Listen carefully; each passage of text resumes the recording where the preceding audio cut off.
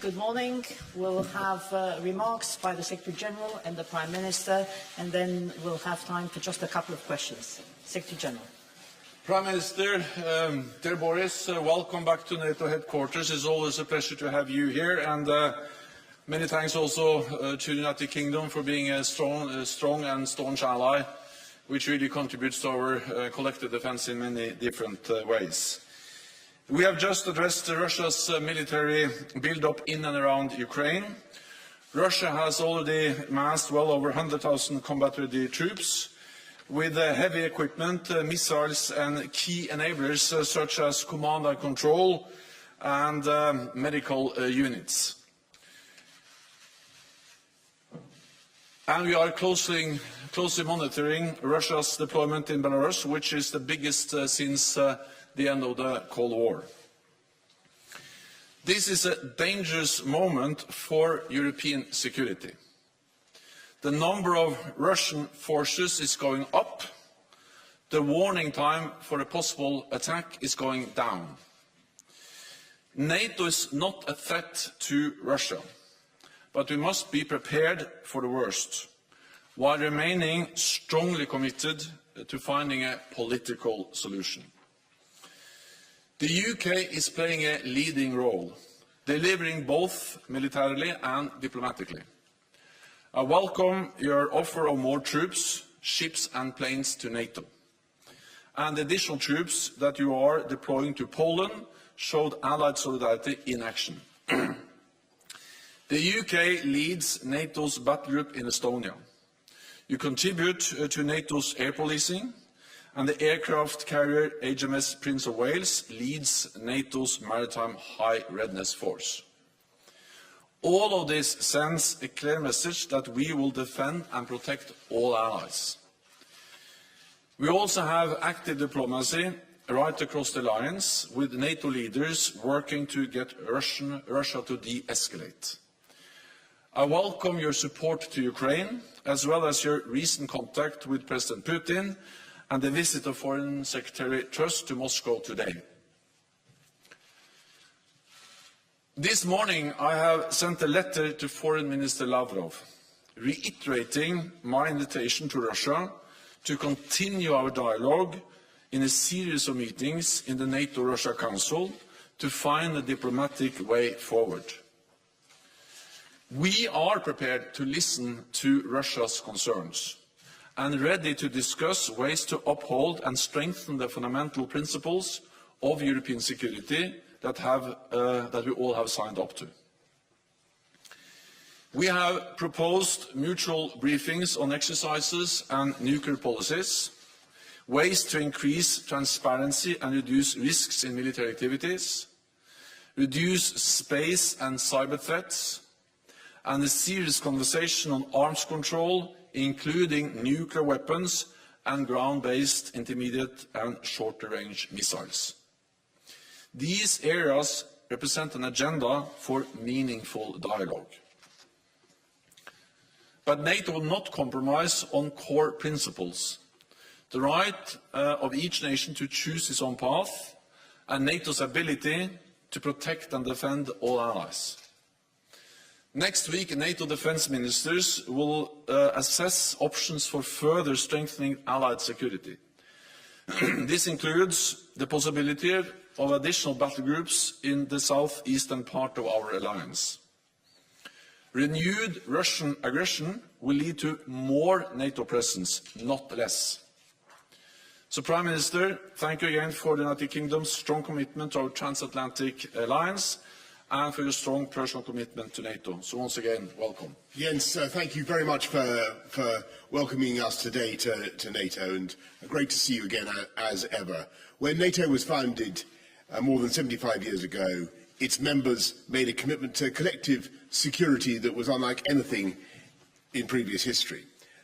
And when the Berlin Wall fell, the people of Europe made clear that they wanted their freedom and their security to be inextricably tied together.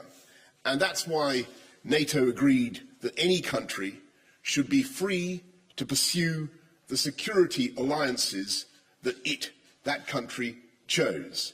And we must resist, we must oppose any return to the days when the fates of nations are decided over their heads by a handful of great powers. And I want to stress that this is not just about Russia, just as NATO itself is not just about Russia. Of course not. This is about upholding the founding principles of an alliance which, perhaps more than any other institution, has brought stability and peace, prosperity to the world. And that must be the bedrock of our diplomatic efforts. The UK's commitment to European security is unconditional and immovable. We have the biggest defence budget in Europe and the second largest in NATO. We've contributed more troops than any other ally to NATO's enhanced forward presence. And today I've agreed with the Secretary-General a package of support to strengthen further our collective security, sending troops, planes and ships to defend NATO from north to south. Earlier this week I met the Prime Minister of Lithuania. I'll be travelling shortly to Poland. And these are countries where every day the population wakes with an acute awareness of the threat just across their border. And they are countries whose voices and views must be at the heart of every discussion we have. Because I believe that if we can keep a strong grip on the fundamentals, those fundamental principles that define our alliance, and combine strong deterrence with patient diplomacy, then we can find a way through this crisis. But the stakes are very high, and this is a very dangerous moment. And at stake are the rules that protect every nation, big and small. Thank you, Jens. Thank you all very much. I think we should probably have some questions from the media. I think we're going to go to. Sorry, okay. Yeah. Thank you. We'll go to Sky News. Beth Rigby. Just a couple of questions. Prime Minister, 2 weeks ago you said the intelligence was particularly gloomy when asked about the inevitability of a Russian invasion into Ukraine. Since then, the combination of the threat of sanctions, deploying troops to Eastern allies, diplomacy has failed to de-escalate this situation. Are you coming to the conclusion that President Putin actually wants this war? And to the Secretary-General, you just said that this was a dangerous moment for European security. Different allies from France to the UK to the US are taking slightly different approaches to dealing with Russia. Are you concerned about these different approaches sending mixed messages to Russia? And are you worried that differences between partners could hinder any NATO deployment? Thank you. Thanks very much, Beth. Look, I think that this is, to answer your question directly about what I think is going on in Moscow and the calculations that are being made there, I honestly don't think a decision has yet been taken. But that doesn't mean that it is impossible that something absolutely disastrous could happen very soon indeed. And our intelligence, I'm afraid to say, remains grim, and we're seeing the massing of huge numbers of tactical battalion groups, on the borders of Ukraine, 70 or more. This is probably the most dangerous moment, I would say, in the course of the next few days, in what is the biggest security crisis that Europe has faced for decades. And we've got to get it right. And I think that the combination of sanctions and military resolve plus diplomacy are what is in order. And everybody understands you ask about whether we're at one across the West on sanctions. I think increasingly, actually, we are at one. And I think that I congratulate Olaf Scholz of Germany on the way he's been able to move towards a tougher position on Nord Stream 2, difficult though obviously that is for Germany and for the German economy. I think that the UK has been able to help to bring people together with an automatic package of sanctions that would hit Russian commercial and strategic commercial interests. The tougher those sanctions are, the more automatic they are, the more chance we have of deterring what I think would be an irrational response. But what we're also doing is ensuring that we have we engage the Russians' attention, we occupy their bandwidth, and we get ready all over the eastern frontier of NATO. That's why Jens was kind enough to mention all the things that we're doing. We're supporting Operation Cold Response up in the north, in the Norway area, with the HMS Prince of Wales, 16 Air Assault Brigade. In Estonia, we're doubling the presence at Tapa, the enhanced forward presence at Tapa. In Poland, we're adding, where I'll be going shortly, we're adding another 350 troops from 4-5 Commando. We're doing air policing in Romania, increasing the number of typhoons that we're deploying out of Cyprus by a squadron of typhoons, and we're sending ships to the Eastern Mediterranean and the Black Sea, an OPV and a Type 45. And that's, as I think, as Jens referred to, we're also putting on standby 1,000 troops in preparation for a humanitarian crisis that may take place on NATO's eastern frontiers. So we're getting ready a military, we're making military preparations, we're getting ready economic sanctions, but we're also willing to talk. And I think Jens summed it up very well in what he said. There are some things that are non-negotiable. That's the idea of a Europe whole and free. That's the idea that NATO must have an open door policy, that the people of Ukraine must be able to aspire to NATO membership. And then, of course, there are things that it would be sensible to talk about, and things that NATO and the UK, the US, everybody is willing certainly to discuss. And they include transparency about NATO exercises, about NATO force posture, about the stationing of missiles, making progress on, certainly, as Jens said, on the INF area where Russia is in breach, and making progress on intermediate nuclear missiles. All those are subjects for discussion, and far, far better to begin a discussion now than to have a catastrophe. So that's what we're pushing for, and there's a lot of effort going in on all those fronts. But Beth, whether it's going to pay off now, whether we're going to be successful, I simply can't say. Then on the unity of the alliance, I think what we have seen over the last weeks and months is actually a very united NATO, where we stand together both when it comes to our diplomatic efforts, but also when it comes to the necessary military adaptation we have implemented. On the diplomatic efforts, all allies agree that we need to sit down with Russia to engage in good faith in talks to try to find a political, peaceful solution to the conflict. And that's the reason why we have invited Russia for meetings in the format of the NATO-Russia Council, why I welcome that NATO allies, as the United Kingdom, but also other allies, engage directly with Russia.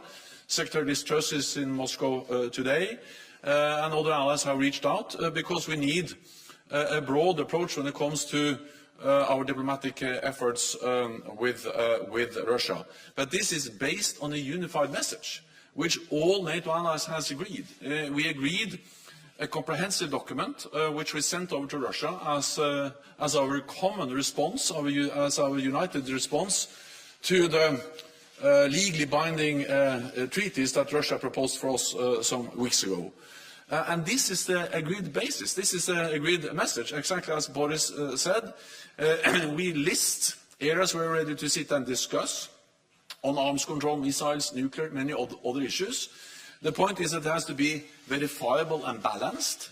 And then we list also some areas where we cannot make compromises, especially the right for every nation to choose its own path, and the right, of course, for NATO to defend and protect all allies. This idea that we should introduce some kind of second-class allies, those allies that have joined NATO after 1997, is absolutely not acceptable for us.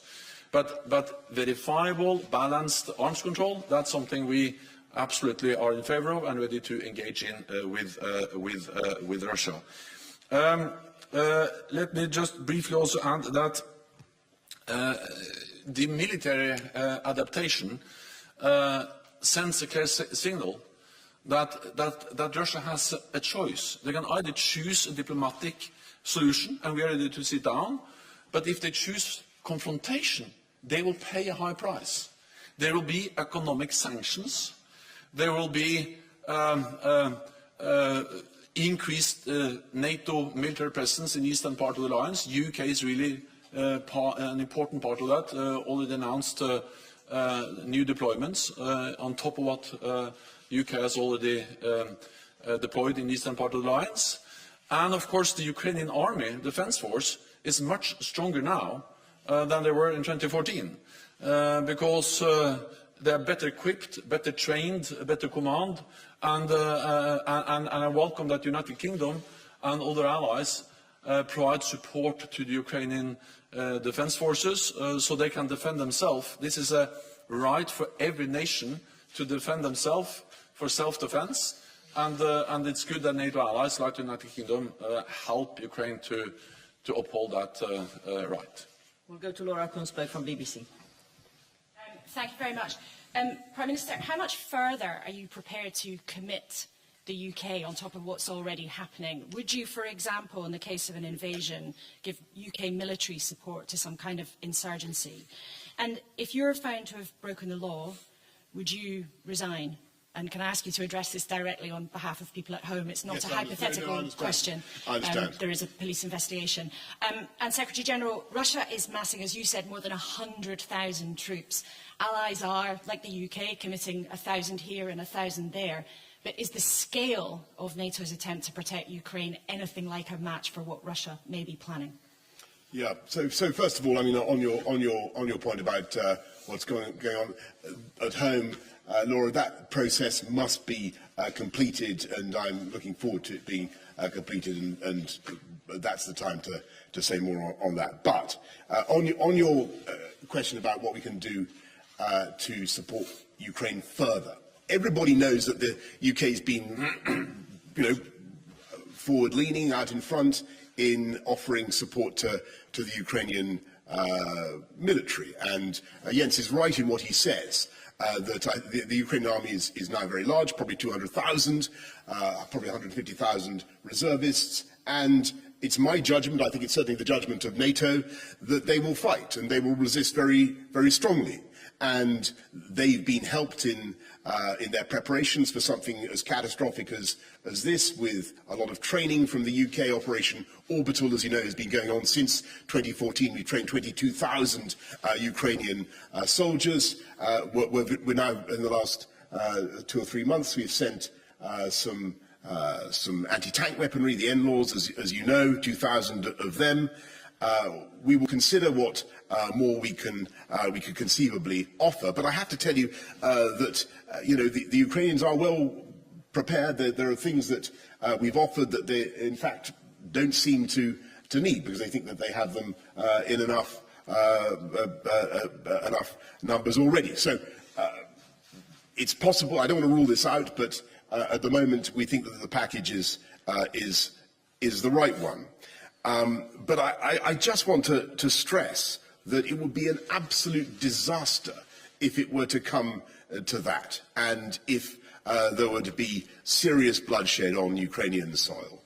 And I know that people in Russia must be thinking about this too. And I know that in the Kremlin and across Russia, they must be wondering whether it is really sensible to expend the blood of Russian soldiers in a war that I think would be catastrophic and also pointless, tragic, and vastly economically costly to Russia. And all I would say is that this is the moment now to think of another way forward. And President Putin talks about the indivisibility of security across the European continent, by which he means that Russia can't be threatened by anything that NATO does. Well, look, I want to stress NATO is not a threatening, intimidating or aggressive alliance. That is not what NATO does. NATO has kept the peace in our continent for so long and achieved so much by being a defensive alliance. That's what NATO does. And you can't promote the indivisibility of peace in the European landmass by putting 130,000 troops on the borders of Ukraine.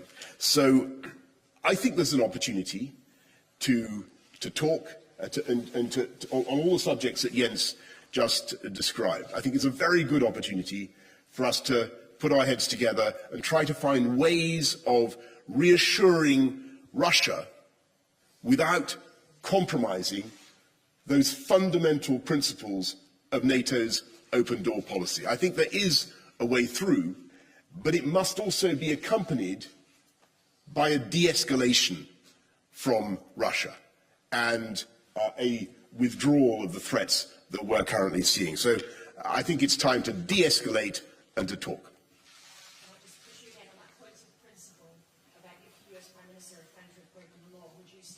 I'm going to, I understand, but we're going to wait for the process to be completed.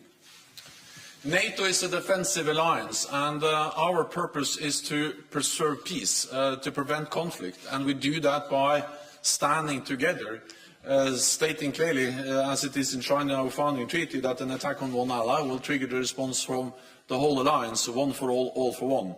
And that's exactly what we are doing now at this very critical time for European security. And the question was whether we are doing enough. Well, I think we understand that we are doing many things at the same time. First of all, we have already increased the presence in the eastern part of the alliance. With more troops, with battle groups, also with the UK aircraft or carrier strike group, and also an American carrier strike group, and more ships, more planes, the increased presence in the eastern part of the alliance. Second, we have increased the readiness of our forces so we can quickly reinforce if needed. This is NATO response force, but that has been augmented by announcement from the United Kingdom, from the United States, from Denmark, from other countries, who have made it clear that they are ready to assign more troops to the NATO response force so we can reinforce quickly if needed, and we have increased the readiness of these forces compared to their normal readiness levels.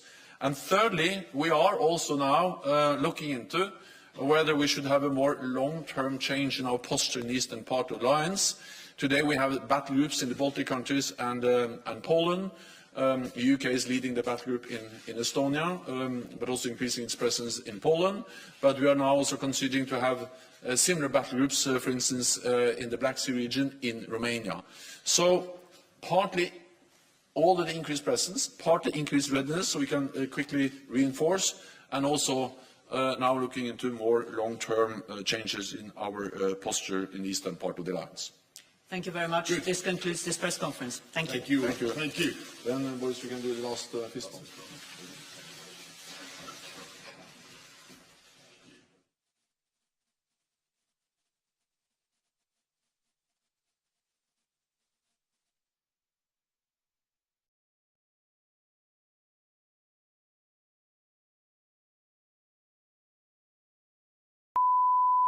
This is the primary audio circuit for the Reuters live service.